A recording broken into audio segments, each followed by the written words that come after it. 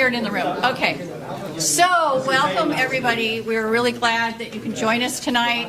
Feel free at any time if you'd like refreshments. I'm going to go.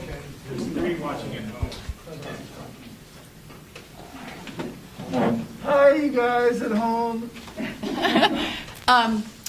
If at any time you want to get up and get something to drink, please feel free. We're going to start just with our regular greetings. We invite this is our first time doing hybrid. We were going to attempt some kind of weird hybrid Zoom thing, but then our lovely friends at Davis Media Access that are helping us experiment our way into new reality suggested doing a YouTube Live tonight, especially since we're going to be doing a parking lot tour as well. So we're really glad that you could all join us. And we're going to start with just people introducing yourselves. We'd like to know if you have an EV, what kind of EV you have. If you don't have EV or EV curious, please, if you have a particular question you're hoping to answer tonight, we may not answer it at this moment, but there's usually somebody in the room who's going to come right to you and talk to you about that, or we'll take it up in Hot Topics, which is our next thing. So I think I'll start in the back with Rich, with Emilio. Hi, my name is Emilio. I do have EV. In fact, I have two EVs.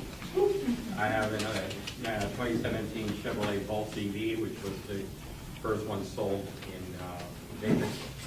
And I also have a Rivian R1T, which I've had for about 7 or 8 months. I also have a reservation for a Chevy Silverado EV, which is trying to probably give it to my son-in-law and daughter, and for them to buy. And I also have a reservation for an Aptera. We also have solar, no batteries yet.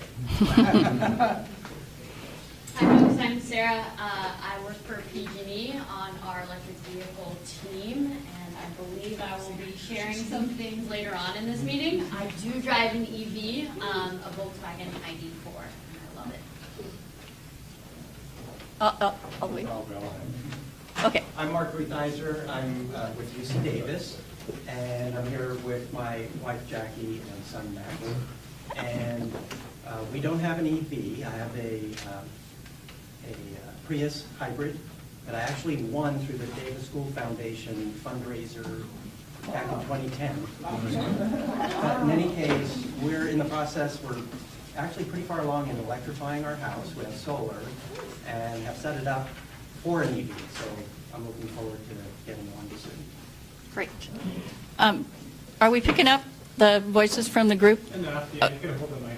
Okay, great. If anyone that speaks, that microphone can travel a little bit. Oh, okay. I don't know if anybody wants to assist me from the group. Oh, and if you are a member of the leadership team for DEVA, please say that when you introduce yourself. In the back, please. Hi, I'm Fabrizio. I have. Well, I'm just going to point it at you. You don't have to step to it if you don't want to. Hi, I'm Fabrizio. I have a 2010 Tesla Roadster. I also have a 2014 Cadillac ELR plug-in hybrid. Also in my family, we have a Chevy Volt. For one son, and my other son has a Chevy Bolt. And we have 28 solar panels, 29 solar panels, and a Tesla battery at our house. And where do you live? I live in Woodland. Oh, welcome. Or Welcome. some people refer to my part of town as North Davis. North Davis, yeah. Who'd like to go next? All the way over here? Well. I can go to that. Okay. Thomas, I work at CalPERS in private equity. I have 29 solar panels on my roof here in West Davis, but I just bought a 2023 Mirai hydrogen EV. So I'm a bit of a pioneer here. We'll see how it goes. It's been a couple months, but I love the car. So Great. I'm curious if anybody else It's always nice to know a who fuel has cell them. car as well, but I think I'm probably in a minority here. So But not in Davis. You have some friends. there's a few, yeah. Yes. There's a few. Hi, I'm Nathan. I'm part of the DEVA leadership. I help organize the Davis Farmers Market Popups, and I drive a Tesla Model 3. Hey, I'm Kevin Hanks, and I drive a 2013 Bolt. We also have solar on the house. Solar powers the car, powers the house, everything, all our needs, so definitely recommend going solar. They're looking for another EV as well, Great. Kevin, where do you live in town? so South Davis. Hi, I'm Tina Gallier. I'm here with my husband Theo. We have a 2019 Tesla Model 3 Great. and solar on the roof. I'm John Johnston. I drive a 2015 Leaf, and I have solar and no battery. I'm Joel Berry. I every now and then take pictures, but I would love to start doing a good and better job in my life, and nobody can tell me where or with what that begins. So I hope it's going to change. So the hybrid consumes around 600 watts per mile. The Tesla is around 350 watts per mile. But if the Tesla is fed with coal, it will be around 900 watts per mile. So which one is better, the hybrid or the Tesla? And that's the conundrum, especially in states like Colorado and Wyoming and places where they run, and West Virginia where they run on coal. Neither public Oh, transit. There you go. Bicycle. By the way, On I'm that. looking for a technician to install a battery. Oh, okay. Great question. So I'm Richard Bode, I've got a Chevy Bolt. Well, I drove her with my daughter's Chevy Bolt, the V. And on Friday, I got two on mine, so I guess I can charge all the time. So looking forward to that. All right. Larry Melton, Davis, have a 2019 Kona EV. All right. So nice to see you in person instead of on the Zoom. Hi, I'm Sarah, also Sarah, there's a few here, I think. I have a 2023 Mustang Mach-E, and I just moved here from Washington State, and I took it all the way down on the coast on the 101 and the 1. It was a fantastic drive, and I do have it, it's a California Route 1 model, so I felt like I had to take it on the 1, right? And I'm in Sacramento. Well, welcome to California. Welcome. I'm Dave Tokarski. I'm one of the board members of SAC EV. I drive a 2018 Model 3, early Model 3, and I have solar and a Tesla Powerwall at home, and recently my air conditioner decided to die, so it just got replaced with a heat pump. That's not really died, that's really.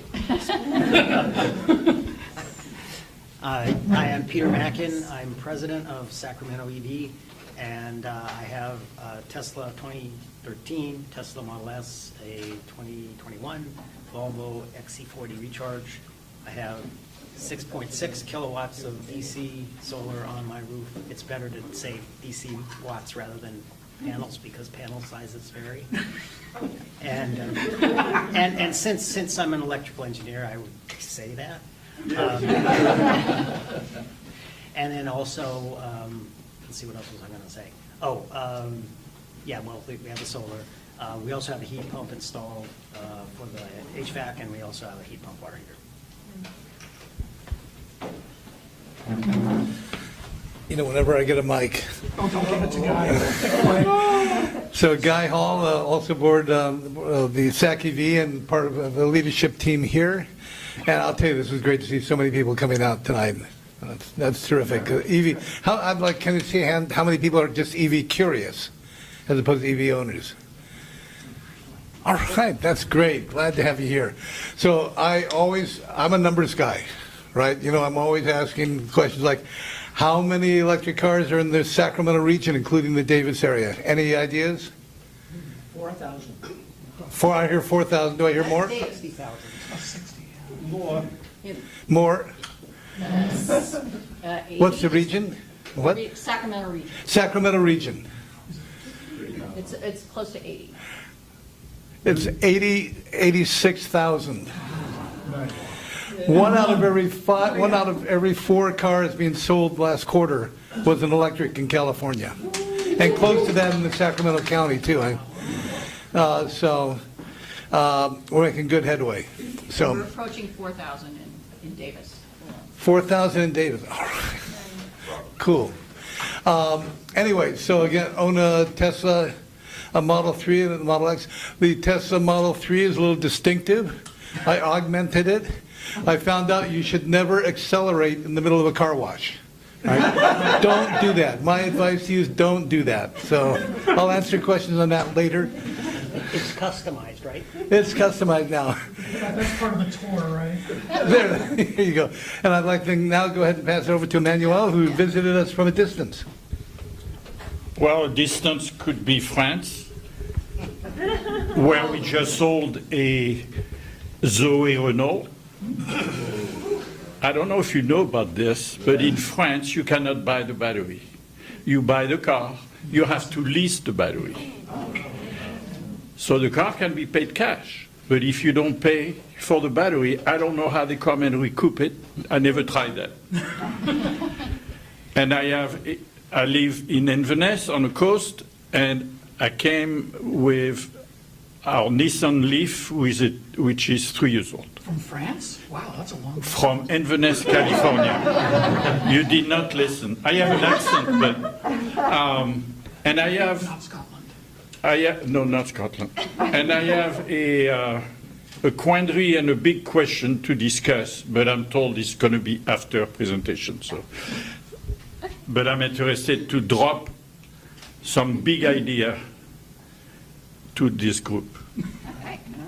We like big ideas. Katrina. You don't have to take it. I'm not gonna take it. Oh, I know Guy because my wife dated him in high school. Really? Now, where's the story? It's true. We've been married 47 years. It's true. And Katrina followed that one. Oh, God. Well, I don't have a fancy French accent, so I'm sorry. Hey, guys, I'm Katrina. I live in West Sac, so sorry I'm interloping, but I'm in Yolo County, so sorry, Sacramento. I have a Chevy Volt, a 2011. She's got 150,000 miles on her. I have solar.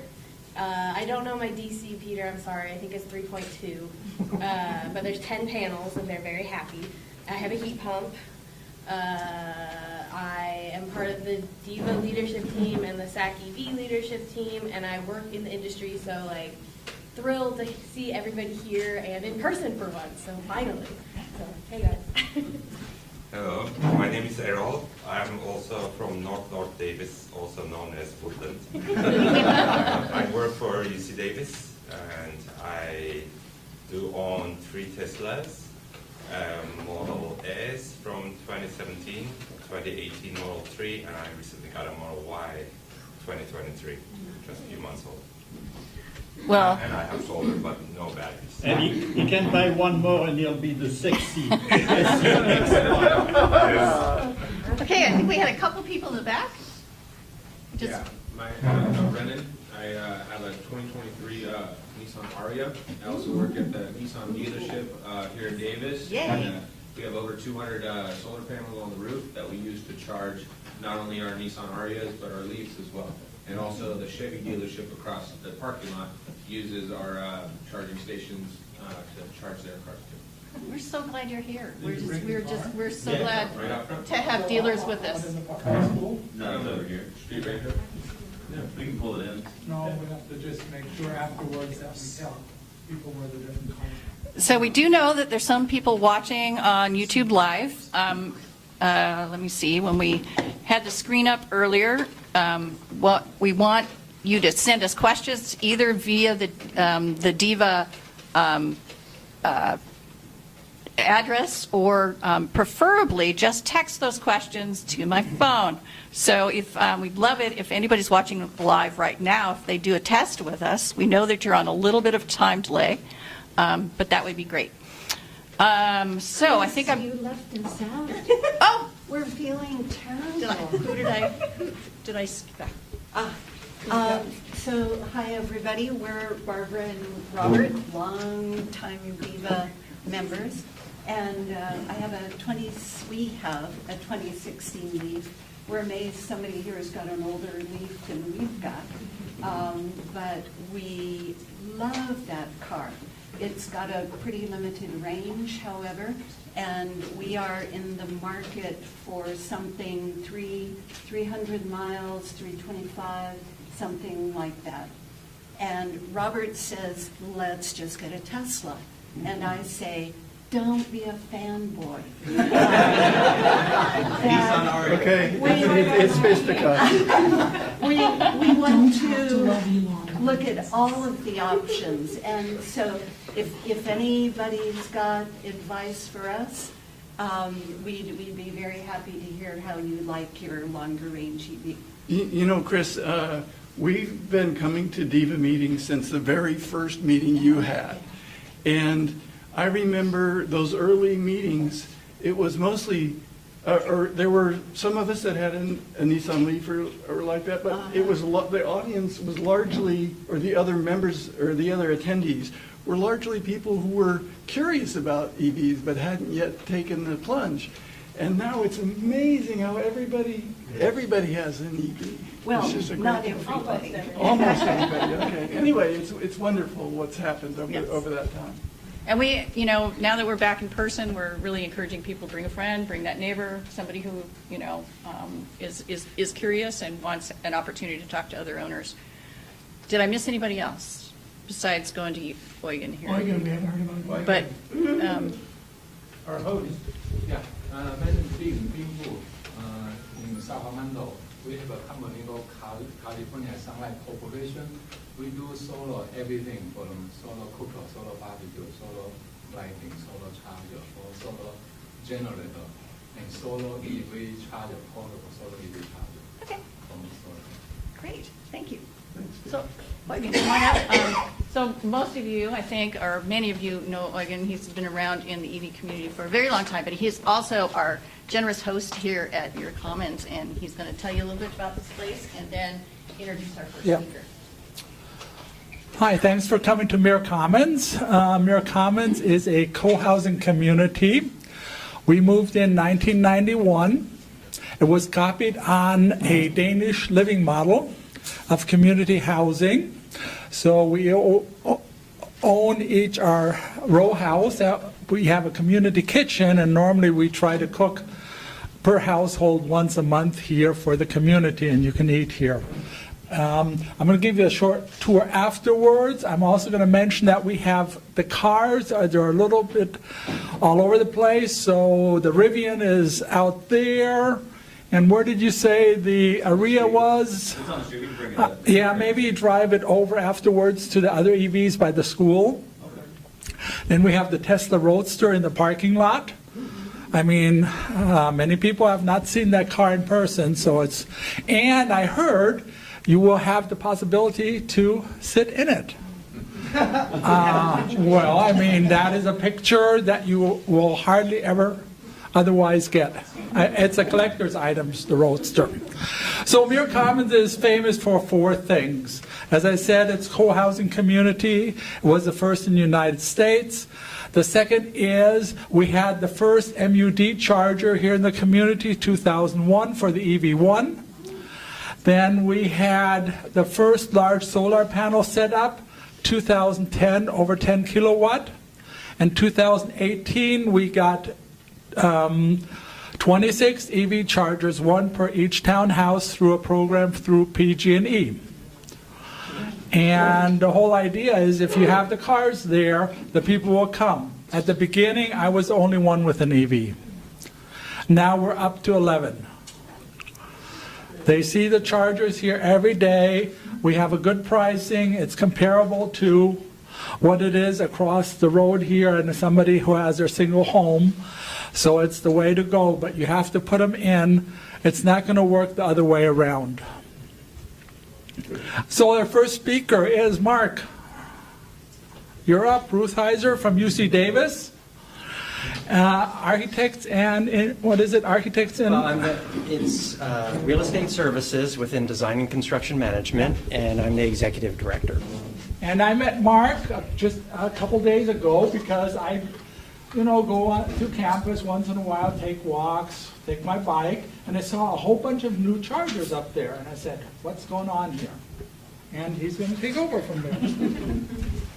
So Chris, you have my slides, right? I do. Let me see if I can get it.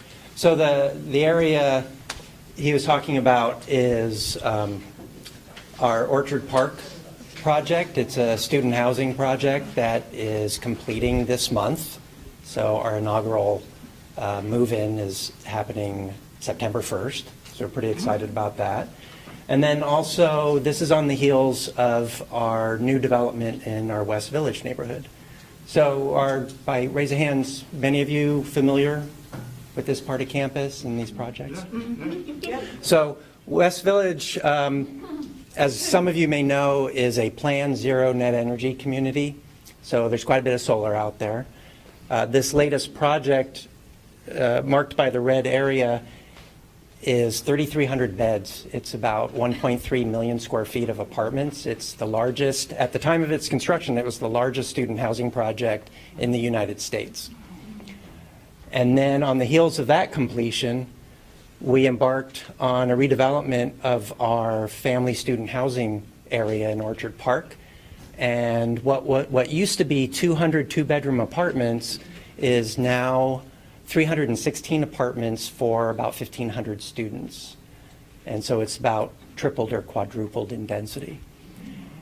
And so just on the heels of all the success we've had in the West Village neighborhood in deploying solar energy production, we also tried to replicate some of that over at Orchard Park and then take it a step further, as Eugene said, with electric vehicle charging. So if you go to the next slide.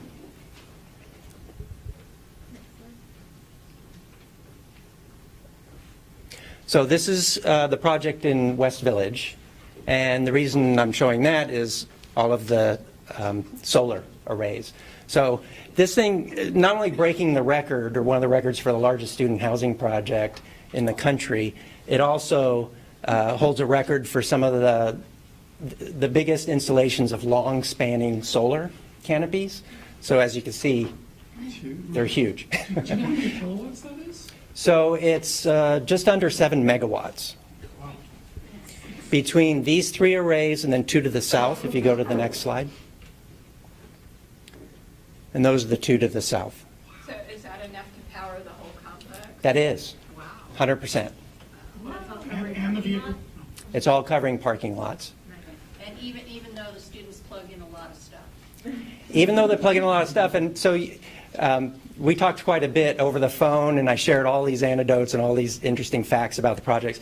So the original phase of West Village, which was built in about starting in 2010, that was the first attempt of covering all the consumption with energy production through solar.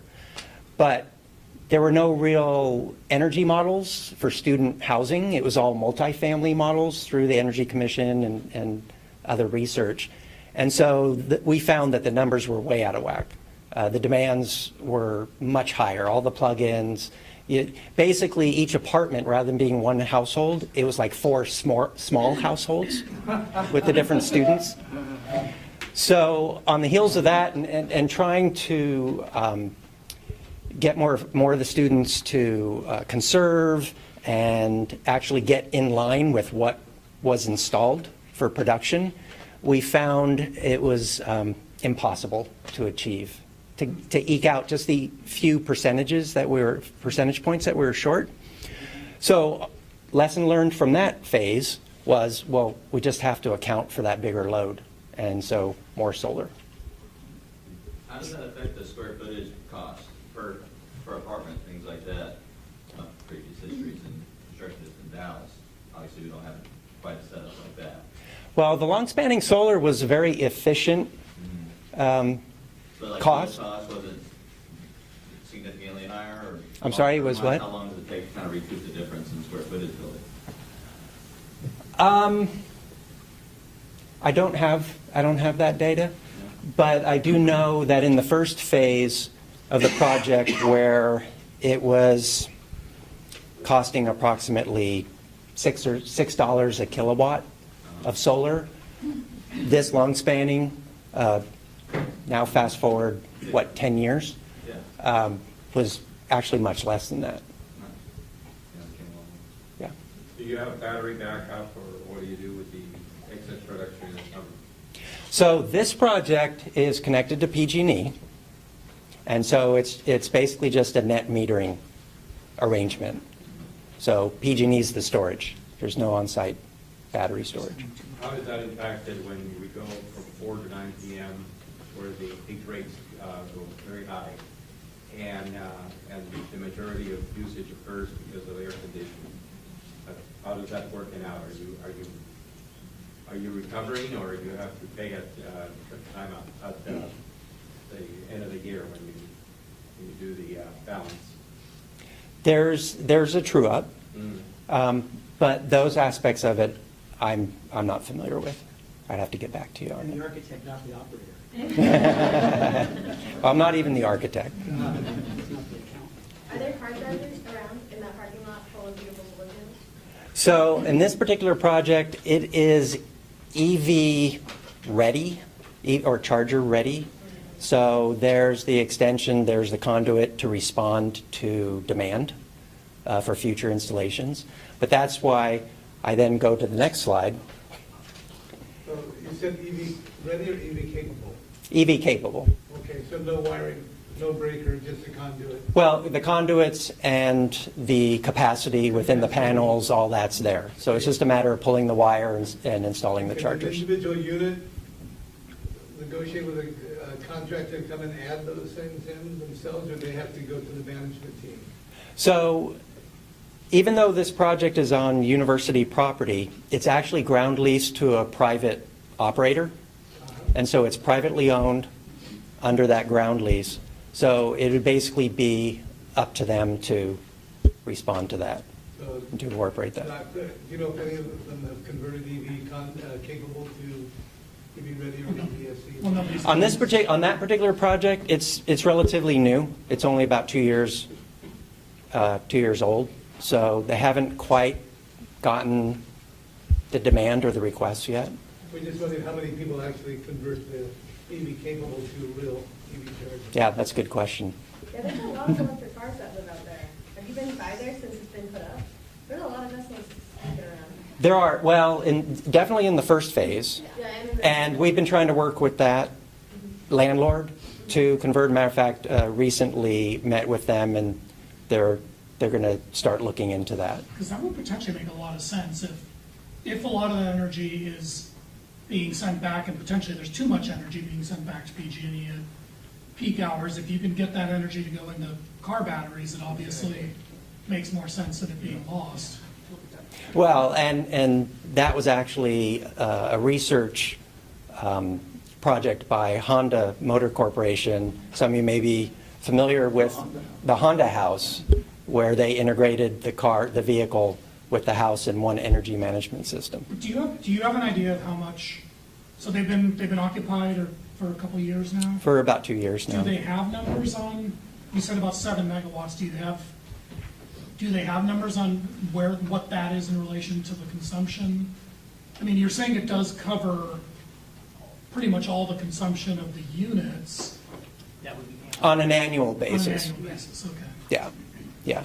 And even though it's been occupied for 2 years, because this was in PG&E's territory, the solar actually lagged the completion of it considerably. So we've only had just about 1 full year.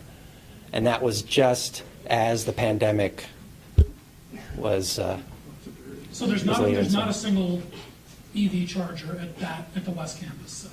Yeah. There is in the first phase. Well, There's yeah, several of there. West Campus, but I'm saying of those newer. Of the newer ones, there hasn't been one installed.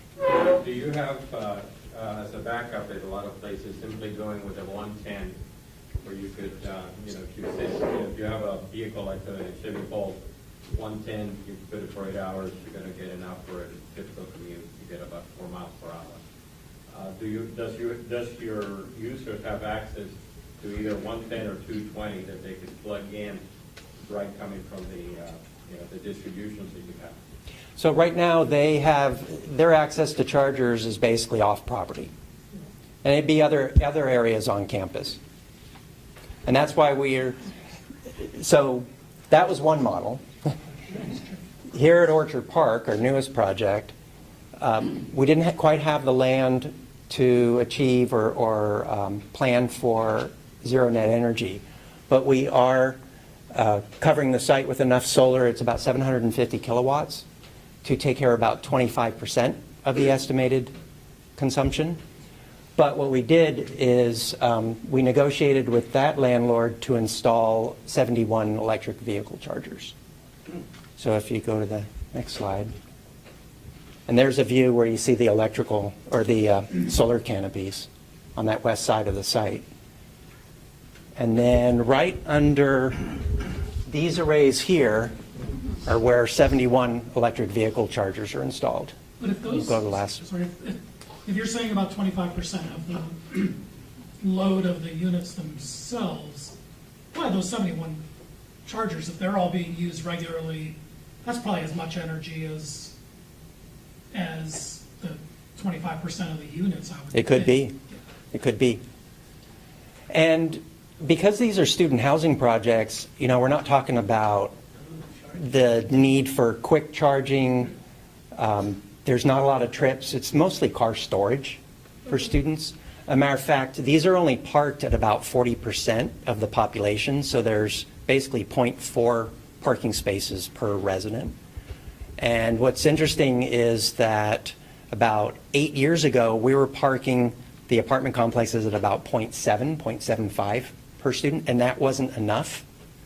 However, just through ride sharing and all the other delivery services and all that, and the bolstering of public transit within the area, we were able to reduce that to 0.4. Even after the pandemic? Is that what I thought the pandemic might have No. reduced some of those gains? No, even after the pandemic.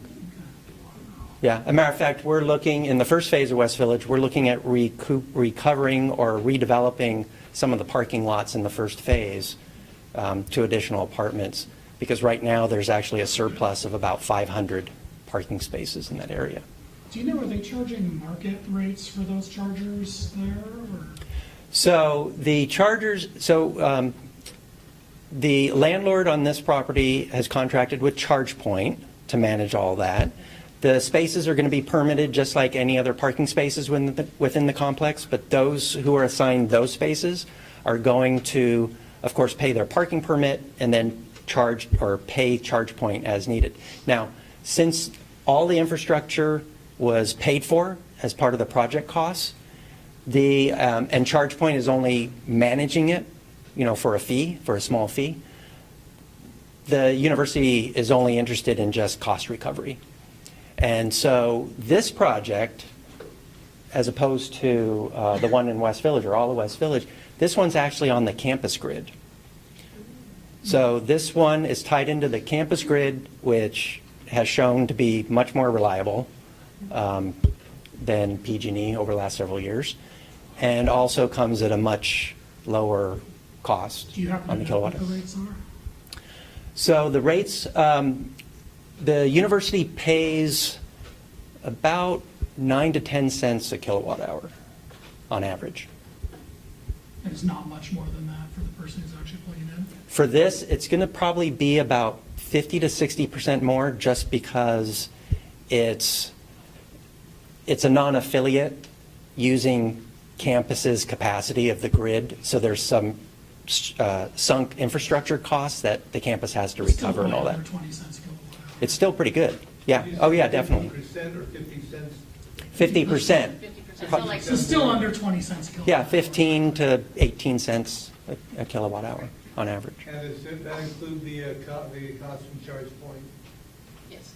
It'd probably be about another penny or so from ChargePoint, couple, 1 to 2 cents. But still under the, like you said, under about 20 cents a kilowatt hour on average. In the canopies that do not have the level 2 chargers, did you provide for 110 or NEMA 1450s so that people can use their own chargers or not? No, it's just simply the ChargePoint chargers. What are provided at each of those stations is basically for a dual charger, it's a 40 amp circuit.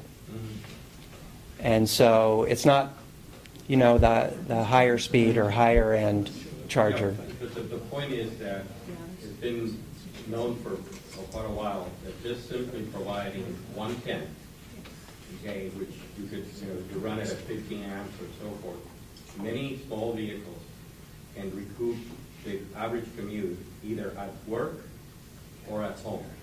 The average commute being 40 miles. You take a vehicle, that uses or is able to charge at 110 4 miles per hour. 8 hours gives you 32 miles. Overnight, you clearly cover that. Right. And it's much cheaper, much more economical than putting the level 2 chargers. I don't think there's an easy way to meter the energy from a 110 in a parking lot. So Subsidize it. Yeah, 110 is great if you can give it away for free, but it can tend to be more tough if you're trying to charge people for it. Just eat it. Well, that's the thing. What's the cost of the carbon that we're generating? Because those things are not being done. So just so I understand what I'm looking at here, so these are lovely, fun, fantastic charge point chargers. But like if me as like a person wants to go use those, that's like no-go because those are assigned to particular apartments? Or how does that sort of? Yeah, this is these are for resident use. Okay. But did you say each spot is assigned to a person, or anybody who pays for parking can park it at any of them? All of the parking here is permitted for the residents on site. And so if you have an electric vehicle and a resident, you need priority to that space rather than a non-EV in that space. But are the spaces assigned to a specific unit or just Park anywhere.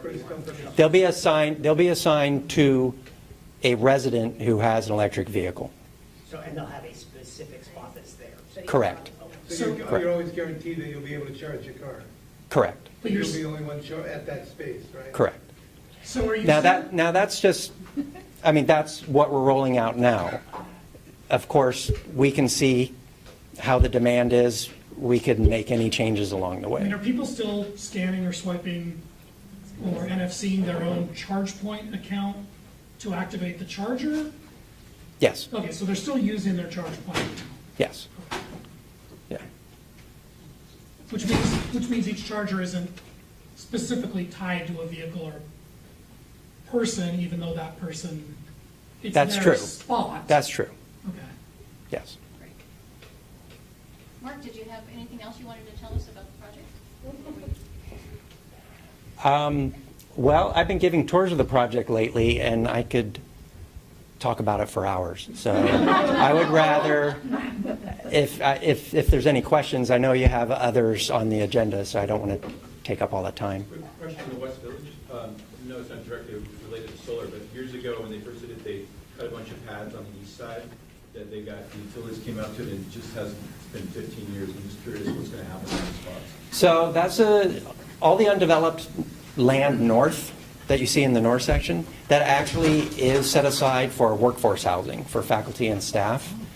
It's been very difficult to build that out. Construction costs have just stayed too far ahead of us to create any kind of affordable housing out there. So we continue to try and look at different construction deliveries, different financing, anything we can to try and get that project going. Matter of fact, and one fact, Chris, as you asked, as far as sharing, so those two projects actually were made with a proprietary prefabrication system, and so that's something we've been toying with quite a bit lately and have been pretty successful in controlling construction costs and also delivering projects faster. You saw these projects go up very quickly.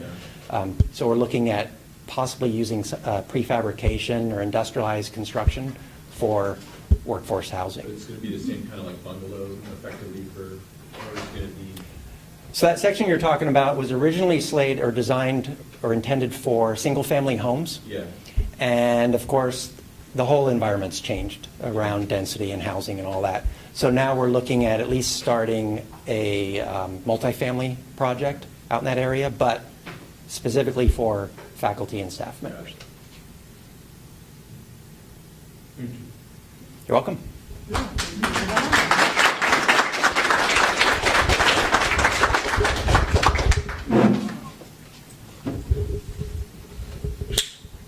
And I just wanted to also say there is no natural gas in this new construction area. So next up is from PG&E, Sarah. And she wears a couple of hats. Yes, sure. Sarah, I'm sorry, but I have to do a 2-hour drive, so I would like to drop an idea. And then Sure. Absolutely. Come up here to the microphone. I mean, maybe there are questions and answers at the end, but I don't think Yeah, I yeah. can wait to the end. That's okay. There, use that mic. So I have a Nissan Leaf, and I used to get 240 miles charge, and now it's, after 3 years, it's 220 miles. And my daughter, who's a hiker, a white hat hiker, says, I can give you 500 miles on your car. All I can is access your computer, and I'll give you a lot more mileage. And I say, wait. If they only give me 240 miles, there is a reason. And the reason is I did some research. 20 years ago, when the American government decided that a battery should not exceed a certain amount of heat, which is fine.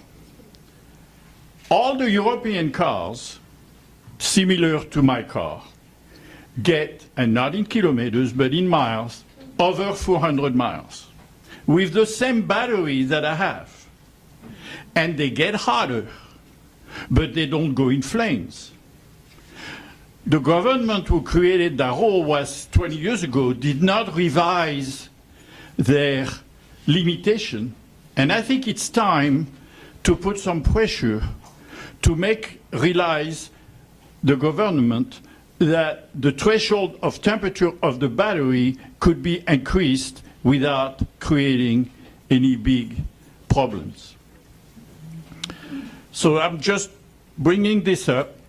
I've been talking to a few legislators of California who have EVs, and if they get some pressure from groups like this group, would love to bring it up to the governor so California would become a pioneer in having all the EVs go back to the dealer, not my daughter, but the dealer would change the computer, and then we would all get double mileage of what we get now. This is what I want to bring up to this group. There are lots of pros, lots of cons. I see this young man here shaking his head. Well, part of it is that the WLTP ratings in Europe are about 20% more generous than the EPA ratings for vehicles in the United States. So a lot of that is based on how you test the vehicles. I mean, a vehicle in Europe is rated, might be rated at 500 miles of range where it's rated at 400 here. I mean, But the other issue too is it's not temperature that gives you range, it's energy. Yeah. And It's so density. if you're driving 500 miles, the battery's not going to get very hot. As a matter of fact, if you're trying to get 500 miles, you're going to keep it cooler because you want to be able to dissipate that energy slower so that you can get that hot, get that range. So increasing the temperature limit is actually going to make it worse, not better. and shorten the life of the And battery. shorten the life of the battery. Okay. Thank you. I know it's not, I get what you're saying. I have no idea what you said, but oh, why? Yeah, I know what you said, but I don't know why. I'm not an engineer or an electrician. I'm just a retired psychologist. I have nothing to do. And just the father of a hacker, that's all. And an EV driver. And an EV driver. No, but Peter would be an excellent source to discuss it. Yes. Because he's the electrical engineer. Exactly. If This that's is what why. happens when things get hot.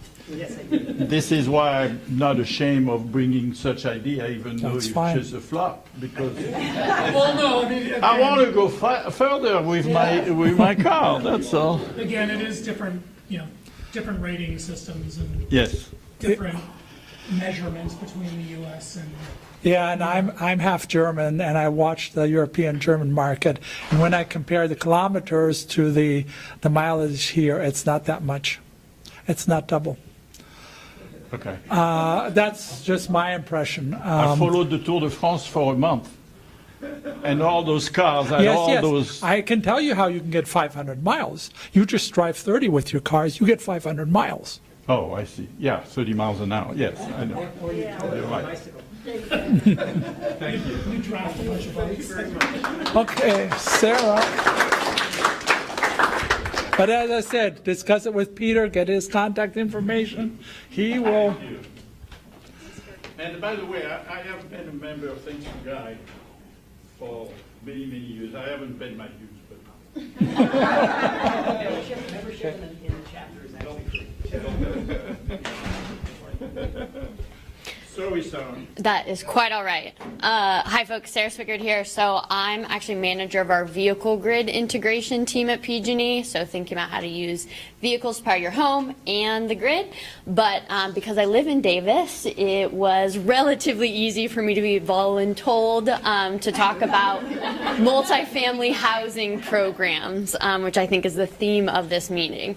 So PG&E does have, we run quite a few programs for EV customers in our service territory. We are big supporters of EVs. We want 3 million of them in our service territory by 2030. And a big piece of that is also making that equitable and providing incentives for customers. I think it's already come up, like, how do you help folks who live in large apartment buildings who don't have garages to charge at night? How do you get them access to charging so that they're willing to adopt an EV? I'll mention a few programs that we're doing, and then actually I would love to turn the question back to you all. PG&E just did a big innovation summit where we said we have a lot of challenging problems that we need to address, and we need your help in fixing them. And there's an opportunity for folks to propose ideas to actually get funding for pilot programs. So there's a mechanism to have an idea funded to address this very issue. But first, I'll start with what we're doing. We have one program, it's called our Multifamily Small Business Direct Install, and the idea is to look at multifamily housing or small businesses that already have existing capacity on their panels. That's one of the biggest discouragers for owners of those businesses or apartment buildings is it costs a lot to upgrade a panel, and it costs a lot to do any of the grid upgrades that come with that. It also takes a lot of time. So if we can identify places where they have existing capacity, it makes it really easy to then install low-level charging, level 1 charging, or even level 2 charging. So we have a program where we're working with a third party to do that very thing. Apartment owners can raise their hand, small business owners can raise their hand and say, I want to participate, can you come check out my panel, see if there's extra capacity, and then get paid for a turnkey solution where PG&E will come in and install level 1 or level 2 chargers. We are focusing that program right now on what we call priority communities, so communities that traditionally are under-resourced or have a lot of low-income customers. So I don't think Davis counts in that. But I think that's a great trial run to see, does this work? Are there a lot of buildings that have existing capacity that we can leverage? So that's one. Clarification, when you say panel, I presume you mean the electrical panel. Correct. Not a solar panel. Correct. Electrical panel. Thank you.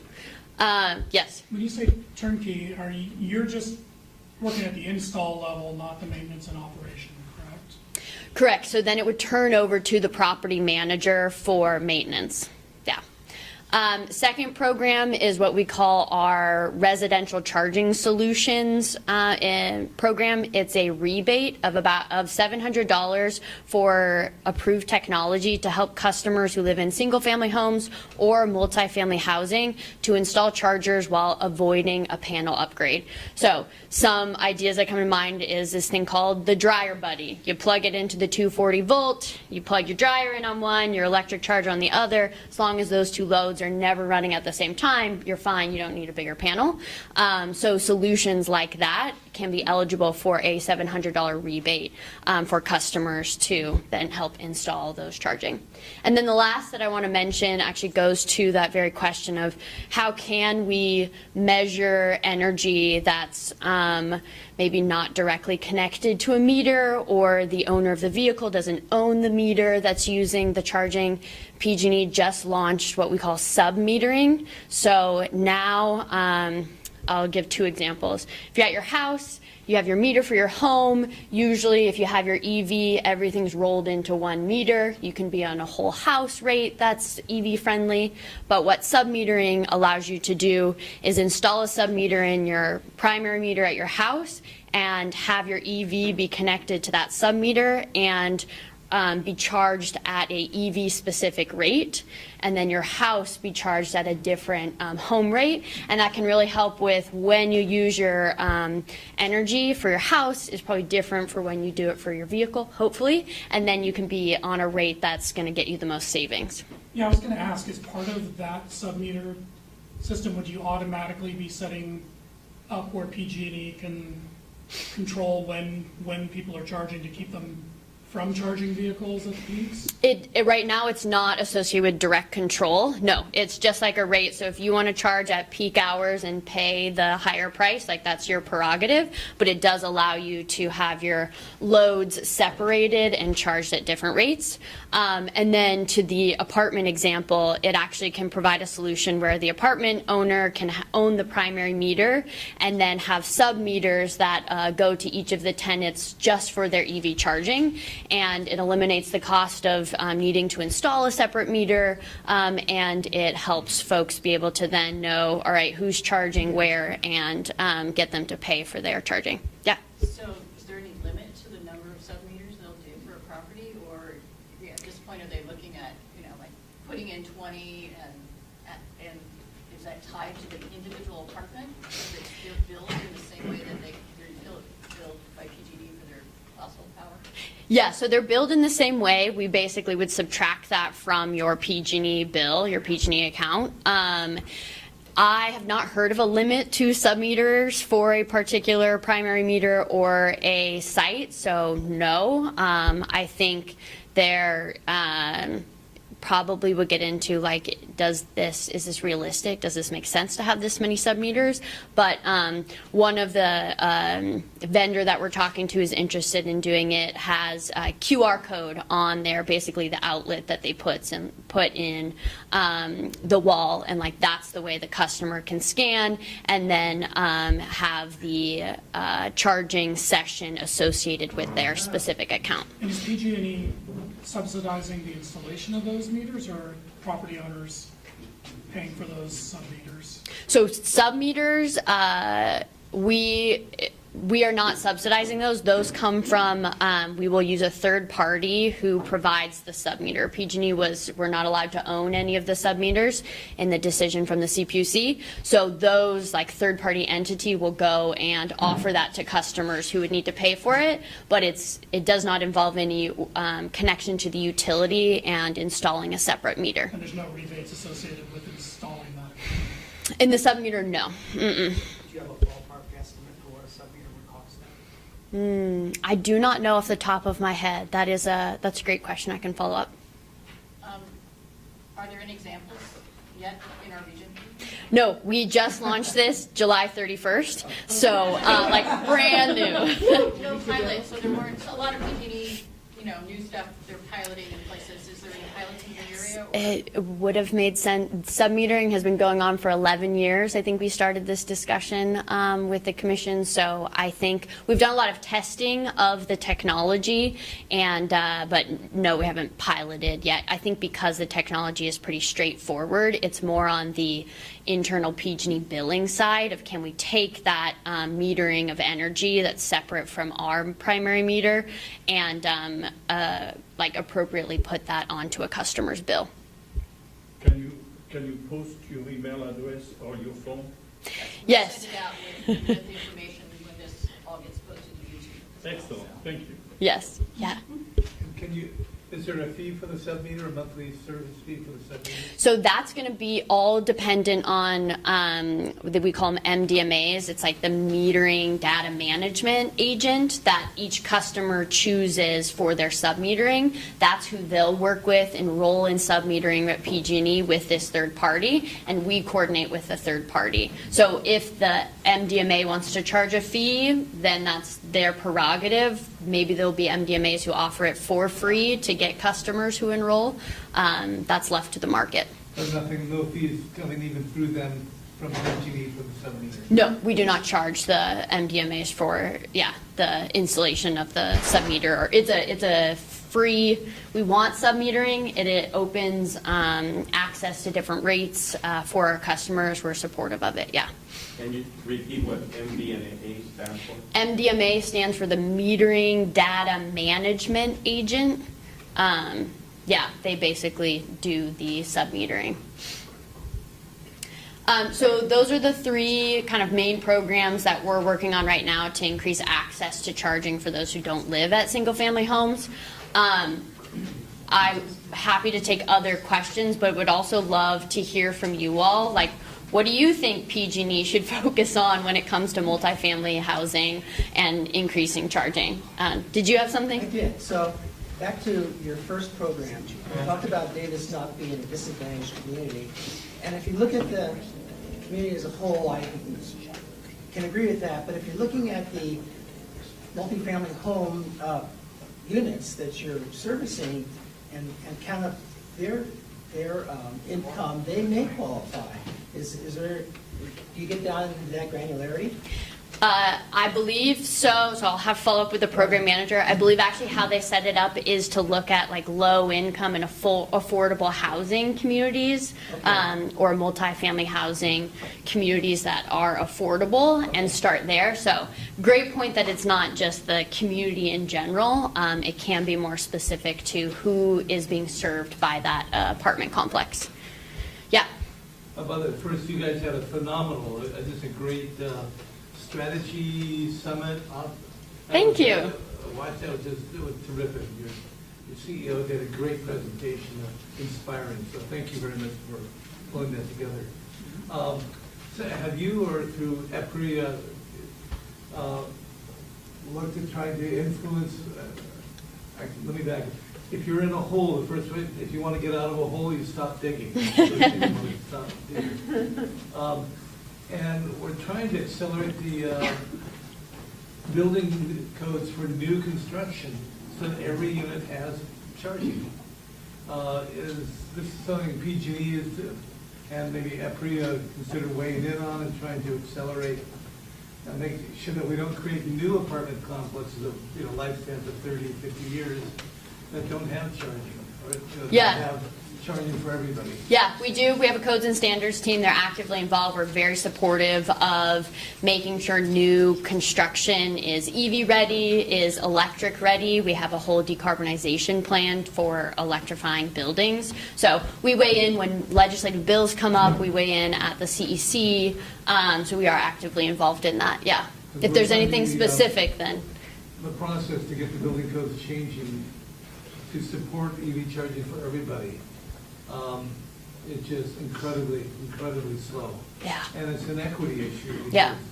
People who live in an apartment, even in brand new construction, can't buy an electric car because it's essentially impossible to operate. Yeah, that's a good one. Yeah. One thing we didn't talk about in that discussion was kind of the sustainability of the energy that's being produced. Can you talk a little bit about how solar and batteries are being integrated into some of the programs that you're working on? For EVs specifically, or you mean the system as a whole for PG&E? Well, either. Yeah. System as a whole, like we have pretty aggressive GHG-free energy goals, as well as especially with the large hydro in our system. I don't know what the stat is for this year. I think last year we were 87% GHG-free in our electricity. But I think this came up too. Like, we can have all the solar in the world in the middle of the day, but when people turn on their AC at 4 p.m., like, guess what's supplying that? Natural gas peaker plants. And so if we can't find a way to store the energy, the clean energy, to then be used at the appropriate time, then it's kind of a bit of greenwashing in my perspective of saying, like, it's 100% clean energy. So we have solar projects. We're starting to do a lot of stationary battery storage projects. And microgrids are another one that we're rolling out in rural communities. Did you say in those disadvantaged communities? Yeah, for microgrids, it's more, it depends on how you define disadvantaged, more rural. If there's a lot of like long distribution lines to serve one single community, then we look at microgrids. In high fire threat districts, obviously we look at microgrids for the power shutoffs. When it comes to EVs though, as we look at the electrification of medium and heavy duty, so public charging for electric semis, they're going to pull up, they're going to want a 1 megawatt charger to give them the juice that they need to continue on their way. Like, that's a huge strain on the grid at times that we can't predict. They probably don't want to avoid 4 to 9 p.m. That's not good for their operations.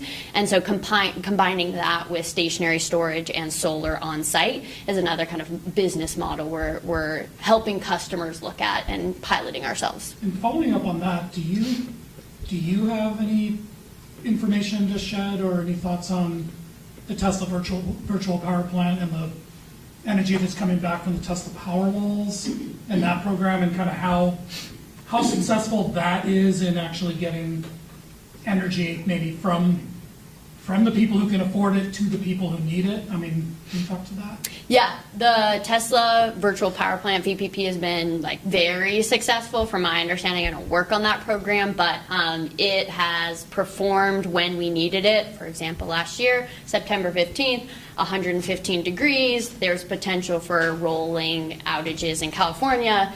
Everyone, I'm guessing, especially all of you, responded to the flex alerts and reduced your load. Part of that is we were able to call the Tesla VPP to put energy back on the grid to be that supply and avoid blackouts.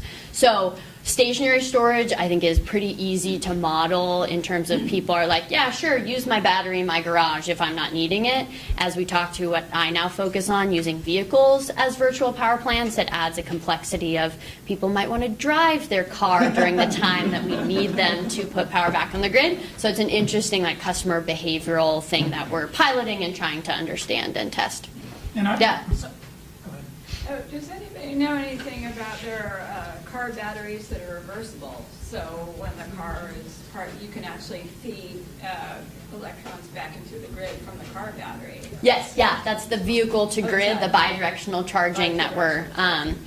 Right now, there are no commercially available systems that can actually feed from the vehicle back to the grid. They can go from vehicle to home. We actually just completed our first 2 installations with the Ford Lightning truck and their home integration system, which is pretty cool and exciting. But yeah, vehicle to grid is the next one. One's in Clarksburg, one's in Walnut Creek. Clarksburg by the Delta, just south of the Sac. The other one? Walnut Creek. And there are a number of pilots going on right now for vehicle to grid There's testing. pilots at BMW. Yes. I'm going to break us here for a minute. Great. We're at about 7:11, and at 7, the meeting's supposed to be kind of done by 7:30, and we still have our parking lot trip. So I'm wondering, Sarah asked us for ideas. I'll give you like a minute, or maybe a quick round of... A lightning round? Yeah, a lightning round of quick ideas that people might have for you. And then we're going to let Nathan talk briefly about some of our upcoming volunteer opportunities, and then we're going to go to the park. Very cool. Thank you. Thank you for keeping track of time. All right, lightning round of ideas. Okay, this is throwing a little gasoline in this crowd. I'll have you, PG&E consider the new nuclear, micronuclear. It's much lower carbon load than solar or wind. And Yeah. PG&E has an excellent record operating the Apple Canyon. I love that. I've heard the idea. It's been thrown around. Definitely not in the nuclear area, but yes, and I'll feed that back to the team. And one last thing. We're overdue for a tsunami. Be aware of what your installation at Eureka Yeah. The only thing I'll say about nuclear is until California changes the law, there will be no new nuclear in California. Because until there's a licensed disposal site, federal disposal site available, no more nuclear. No Doesn't matter new what's- nuclear, yeah. So Peter, did you have a suggestion? Well, no, I don't have a suggestion, but I also have another thought. We're talking about vehicle grid, and just so everyone knows, every single EV is capable of discharging their battery to the grid. You just need the right equipment, software, and possibly some minor modifications to the vehicle itself. But every vehicle could do it. Well, EV vehicle. Would that have to be through the power company or through the dealerships that you'd have to set Well, that up? you have to get, the vehicle would have to be modified. Well, if you're willing to, well, I don't know, maybe we shouldn't. That's another topic It or is. another. If you have other ideas, send them to my email. That will be shared. Thank you so much.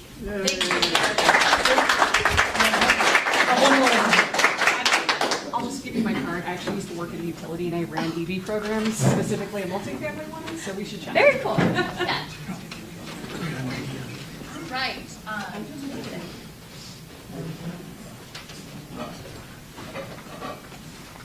Hi, everybody. I'll try to be quick since we still want to do the tour and show off the new EVs.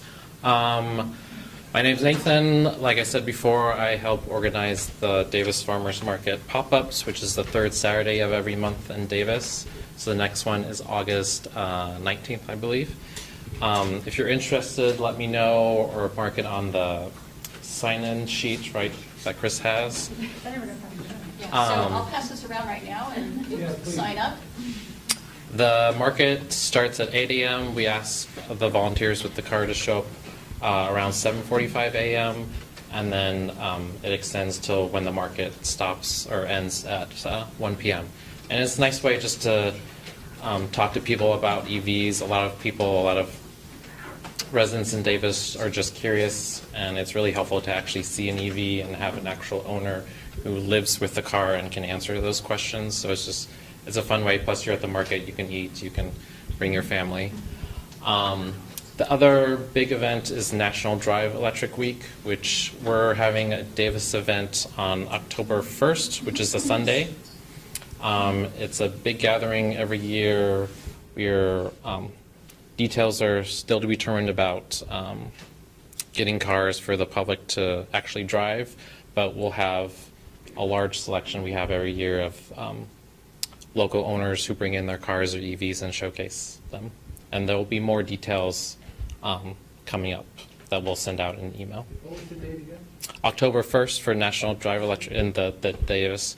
There's a National Drive Electric Week website that lists all the events nationwide. So if you can't visit the Davis one, there's a bunch, across California, I'm sure. So if any of you would like to sign up to show your vehicle, please note that next to your name, and we'll put you on the list and get a hold of you, give you more information. It's the farmer's market under the pavilion on Sunday, so we get the whole space. So you go right in there. Got it. And last year, we had the e-buses from Unitrans out there with us and a whole bunch of the new trucks. So all the new vehicles are welcome. And the dealers in the room, we'd love to have some ride and drives. So we're, so kind of give you a little bit about us. We're Hanley's Nissan here in Davis. I worked at the Honda store at Schottenkirk for the last 4.5 years. Growing up in Texas, Tesla and everything's made its way down there. We're really big on all the electric stuff. I got with the Honda and Lee's, and they're very big, want to get in the community with the electric vehicles, things like that. So definitely let us know. We'll bring out some Leafs and some Arias. We're going to get really involved. PG&E will also get with them about maybe getting some new panels. Obviously, every one of our buildings is heavily equipped with solar. The entire rooftops of every dealership we own, and then obviously that huge parking lot inside of the Dodge store is all covered in solar panels. So we're definitely here to be involved with all that kind of stuff. So make sure you give us your cards, both Nathan and I, and that we'll get in touch with you. We'd love to have your compatriots from the Chevy dealer and also over at Yeah, for sure. The Bolts are a little bit hard right now, and the Bolts and stuff like that. selling out pretty quick. Luckily with Nissan, they just reopened a lot of their allocations, so there's not a shortage of cars as much anymore. We have, I think, 6 Arias on the ground, 2 or 3 Leafs, have another 4 coming in, so we'll be able to take care of everybody. Okay, great, thank you.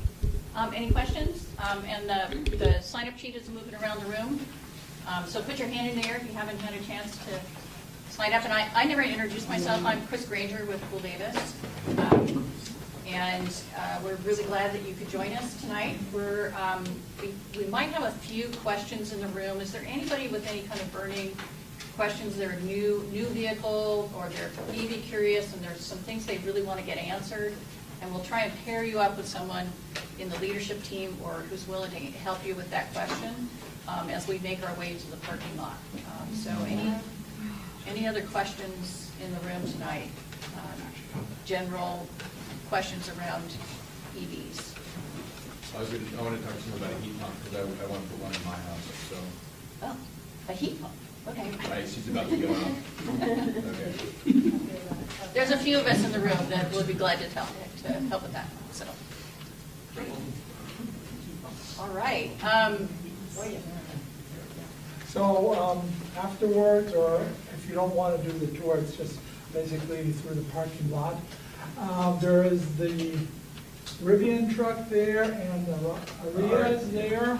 Out there on the street, we have a Ford Mustang. You want to bring it maybe around to the, and then the south parking lot, we have the Tesla Roadster. I think many people who have not been into EVs for a long time heard about it, but have never seen it. That car started out Tesla. And then across the street, we have a couple cars. If you're interested in any specific car, the nice part here is if you like a car, you talk to the owner and you get an honest opinion. It's not like I'm sorry. There goes that car. No, but it has been, I have to be honest, it has gotten much better with the dealership. I mean, Nissan, I bought my first Nissan Leaf end of 2010 with Sue Choi at their dealership. Still with the company, she's very involved. So at that time, Actually, can I ask a question of the Nissan folks? Actually, we're going to... Well, no, this is a general question. I know. You can ask them. Just... I wanted to let you know we're live feeding by cell phone our next episode. So please, Jeff with Davis Media Access is going to be doing that. You may want to be close to him if you have specific questions for him to pick up all the sound. But we're going to go. Chris, yes. you might let people know that the dishes aren't disposable.